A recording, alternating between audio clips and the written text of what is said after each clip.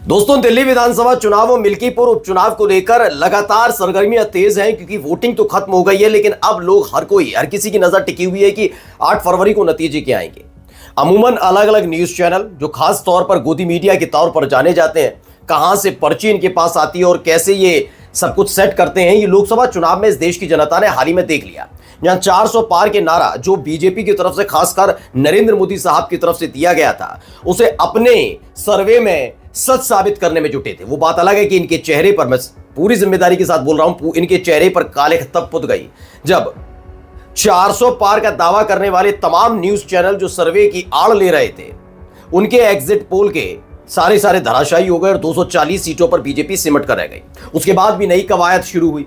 उसके बाद कवायद ये शुरू हुई कि तमाम गोदी एंकर और जितने भी तमाम पत्रकार थे, वो चीख कर 400 पार के नारे को सच बता रहे थे अपने एग्जिट पोल में। परिणाम वाले दिन भी कह रहे थे कि देखिए, कम से कम 240 सीटें तो मिली बीजेपी को, मतलब अपने किए कराए पर कोई आलोचना ना करे, उस पर टिके हुए। तो आज यही होने जा रहा है। पहले मैं कुछ न्यूज चैनल के आपको सर्वे दिखाऊंगा, एग्जिट पोल दिखाऊंगा कि एग्जिट पोल उनके क्या कह रहे हैं, और उसके बाद हकीकत की तस्वीर दिखाऊंगा कि क्या होने जा रहा है। सबसे पहले ये देखिएगा, ये फिक्स किया गया, आज तक की ये रिपोर्ट है।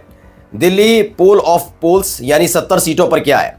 मैट्राइज की तरफ से एक एजेंसी है, पता नहीं कौन कौन सी एजेंसीज इन दिनों खुली हुई हैं। मैट्राइज है, पीपल्स पल्स है, पी मार्क है, जेवीसी है, माइंड ब्रिंक है। इन पांचों ने अलग अलग तरीके से पोल दिया है। पहले दिया है मैट्रिज, वो कहती है कि कांग्रेस को तो 1 सीट मिलेगी, बीजेपी को मिलेंगी 35 से 40 सीटें।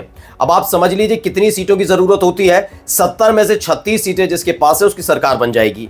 यानी अपनी इज्जत बचाने के लिए ये एजेंसी कहती है कि बीजेपी भी बना सकती है और आम आदमी पार्टी भी सरकार बना सकती है, क्योंकि 32 से 37 सीटें आम आदमी पार्टी के खाते में जा रही हैं। अब पीपल्स पल्स है, वो कहते हैं कि 10 से 19 सीटें आम आदमी पार्टी के खाते में जाएंगी, जबकि ये पूर्ण बहुमत की और प्रचंड बहुमत की सरकार बीजेपी की बनवा रही है 51 से 60, और कहती है कांग्रेस को कुछ नहीं मिलेगा। पी मार्क कहता है कि 1 सीट कांग्रेस के खाते में जा सकती है, 0 से 1। वहीं पर कहा कि बीजेपी सरकार बना रही है, 39 से 49 सीटें उसके खाते में जा रही हैं। 21 से 31 सीटें आम आदमी पार्टी को मिलेंगी। जेवीसी की जो खबर है, 0 से 2 सीटें ये मिलने के दावा है कि कांग्रेस को मिलेंगी। 39 से 45 सीटें बीजेपी के खाते में जाएंगी और 22 से 31 सीटें आम आदमी पार्टी के खाते में जाएंगी। यानी इनके मुताबिक भी बीजेपी की सरकार दिल्ली में बनने जा रही है। अब आते हैं माइंड ब्रिंक, ये कहते हैं कि 1 सीट, 0 से 1 सीट कांग्रेस के खाते में, बीजेपी 21 से 25 सीटों पर सिमट जाएगी, जबकि इनके मुताबिक आम आदमी पार्टी की सरकार 44 से 49 सीटों पर बनने जा रही है। कुल मिलाकर अगर आप देखेंगे तो ये चीजें निकलकर सामने आई हैं। इनमें बताया कि पोल ऑफ पोल्स के हिसाब से इन सबके आंकड़े मिलाकर इन्होंने बताया आम आदमी पार्टी के खाते में 30 सीटें, 39 सीटें बीजेपी के खाते में। यानी इनके मुताबिक जो आज तक है, इसके मुताबिक बीजेपी सरकार बनाने जा रही है। अब कितना सच होगा ये तो पता लगेगा, क्योंकि इनकी स्टूडियो में एक सर्वे करने वाले रोए भी थे जब लोकसभा चुनाव का नतीजा आया था, बड़ी फजीयत हुई थी।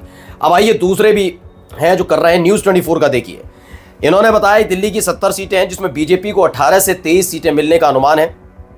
आम आदमी पार्टी 46 से 52 सीटें जीतने जा रही है। कांग्रेस 0 से 1 सीट पर सिमट कर रह जाएगी। यानी इनके मुताबिक आम आदमी पार्टी की सरकार बनने जा रही है। हकीकत यह है कि आम आदमी पार्टी को एक झटका लगने जा रहा है। ये बात सच है, किसी से छिपा हुआ नहीं है। लेकिन सीटों की जो तादाद है वो इतनी कम नहीं होगी कि सरकार बनाने की स्थिति में आम आदमी पार्टी ना रहे। 2 स्थितियां हैं जो मैं अपनी तरफ से आपको बता दूं कि जो मैंने आम आदमी पार्टी का और पूरा दिल्ली का चुनाव देखा, उसके मुताबिक आम आदमी पार्टी और बीजेपी के बीच कड़ी टक्कर है, ये दो राय नहीं है। कांग्रेस पार्टी सिर्फ खेल बिगाड़ने का काम कर सकती है, कांग्रेस सरकार नहीं बना पा रही है। लेकिन एक बात सच है इसमें कि 2 स्थितियां हैं, या तो आम आदमी पार्टी सरकार बना लेगी, प्रचंड बहुमत से नहीं जैसे हर बार बनाते रहे। पहले 28 आए, फिर 67 सीटें आई थी, फिर पिछली बार 62 सीटें आई थी। इस बार जो है वो रहेंगी डाउन ही सीटें इनकी, 62 तो नहीं आनी है, 60 से ऊपर तो नहीं आनी है। हाँ, ये बात सच है कि इतनी सीटें आएंगी कि सरकार बना लेगी, या फिर ऐसे हालात पैदा हो जाएंगे कि बीजेपी और आम आदमी पार्टी के बीच टाई हो जाएगा। टाई का मतलब समझिए क्या, त्रिशंकु बन जाएगी, और हो सकता है कि उपराज्यपाल के सामने बड़ी विचित्र स्थिति बन जाए। ये मैं आपको अभी भी बता के चल रहा हूं, बहुत विचित्र स्थिति बनती हुई नजर आ सकती है ये स्थिति कि किसको सरकार बनाने के लिए बुलाया जाए। अब देखिए, भारत समाचार की भी खबर आई, उन्होंने भी बताया दिल्ली विधानसभा चुनाव के एग्जिट पोल में उलटफेर का बताया गया है। इनकी तरफ से क्या बताया गया, सट्टा बाजार का जो सर्वे है उसके मुताबिक सट्टा बाजार क्या कहता है, आम आदमी पार्टी 38 से 40 सीटें जीतने जा रही है, यानी सरकार बनाने जा रही है। बीजेपी कड़ी टक्कर देगी, लेकिन 30 से 32 सीटें जीतेगी। कांग्रेस को एक भी सीट नहीं मिल रही है सट्टा बाजार के सर्वे के मुताबिक, यानी आम आदमी पार्टी की सरकार बनने की पूरी संभावना नजर आ रही है। वहीं पीपल्स इनसाइट एग्जिट पोल बताता है कि बीजेपी को बहुमत की संभावना है, 40 से 44 सीटें दिल्ली में बीजेपी को मिलने जा रही हैं। आम आदमी पार्टी को 25 से 29 सीटें मिलेंगी, यानी सरकार से बाहर हो जाएगी आम आदमी पार्टी। ये पीपल्स इनसाइट एग्जिट पोल है। कांग्रेस को 1 सीट मिल सकती है और अदर्स को 1 सीट मिल रही है, ऐसा दावा उनकी तरफ से किया जा रहा है। लेकिन एक पत्रकार है जो सीनियर जर्नलिस्ट हैं आदेश रावल, वो कहते हैं एग्जिट पोल की तरफ से, उनका कहना है कि 38 से 42 सीटें आम आदमी पार्टी को मिलने जा रही हैं, 25 से 28 सीटें बीजेपी को मिलेंगी और 2 से 4 सीटें कांग्रेस पार्टी को दी जानी है।